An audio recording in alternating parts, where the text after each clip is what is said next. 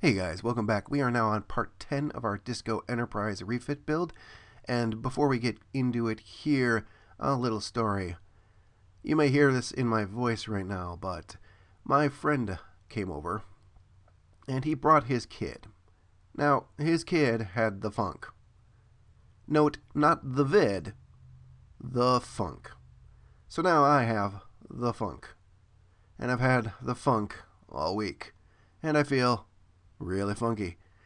So, it kind of killed my productivity, but I got some stuff done, so let's take a look. I thought I'd start off this week by focusing on our nacelles, or at least getting them done.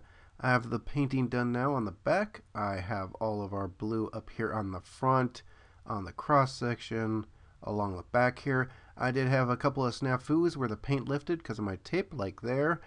There's a few other places on the nacelle where that happened. I'll just have to go in and touch them up. We do have those things installed from SDM Productions. I think this nacelle is 70% SDM production parts, but let's take a look at this thing all lit up. So let's get this thing lit up. You can see our lights are all bright, especially the ones back there that'll highlight the registry. Those look really nice and bright on either side there. We don't have the flasher plugged in. We do have our blue light up there. We've got these right here. I think those are my favorite part of this. We have the front of the Bassards there lit up, and that side there too, and our grill, of course. Both sides. So let's get some low light in here. You can see how nice it looks. Have our fronts there. This whole front section here, we're getting a little bleed into the front from our blue, but that really can't be helped because of the part. That looks really cool. I really like the gradient on that. And then there's our collector there on the side. Let's see if we can get a little bit of that breathing LED in there. I think you can see it there. But this part turned out awesome, better than I imagined. I love how that looks and how those look. Very cool. And we have our pylons together and attached to our nacelles. I had to do a little bit of trenching on those pylons to get all those wires down there to fit, and it was a tight squeeze, but I made quadruply sure that that was square to the nacelle so we don't have any drooping or any weird angles going on. I did have a little oopsie with this one. The wire there is just barely sticking out of there. We'll have to be very careful when we solder our other wires together.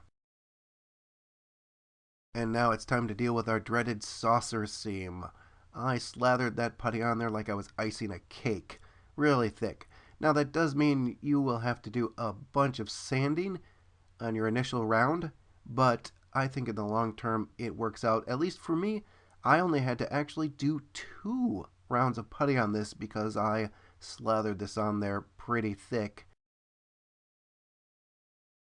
We are done with all our putty work and sanding on the seam. I started off with a 300 grit sandpaper. I moved to an 800 grit, and then I finally wet sanded this with a 1000 grit sandpaper. It is silky smooth and ready for primer and then paint.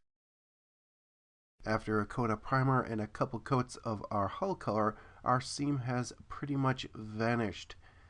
This is possibly the best seam work I have ever done, and I'm going to chalk it up to all the extra time I spent sanding and especially wet sanding this to make it nice and smooth. And now, moving on to what I wanted to work on this week. I was doing a little shaving down here at this edge, and I accidentally knocked part of my photo etch loose. I had to re-glue that and re-putty and re-sand that. Now on to our sets. I encountered a rather large problem with these guys. I did some incorrect measuring. We pull up this one here, and we put it into place, and it is a little bit at an extreme angle. If I put those walls up right to the edge, it actually is, yeah, they'd fall out into space if we were doing that. I want it more like this, more flat on to the edge of the window and the window seam. We pull in our other part here, can point out the flaw a little bit better. It should be about there, but when you do that, you can see by the edge of the wall, my finger's moving back there. So I'm very much so miscalculated the roundness of the hull. We'll have to be removing our walls here and rebuilding them and repainting them to get them flat up against there. And it was about then that my cold kicked into overdrive. I just started working on the hull and I started to feel very, very sick. So we're going to have to call it there for this week. Next week we will be working on that secondary hull, getting some more things assembled, a few more lights installed, maybe look at that neck a little bit. So I want to thank all of my old subs, all of my new subs. You guys are super rad. And until next time, you guys take care.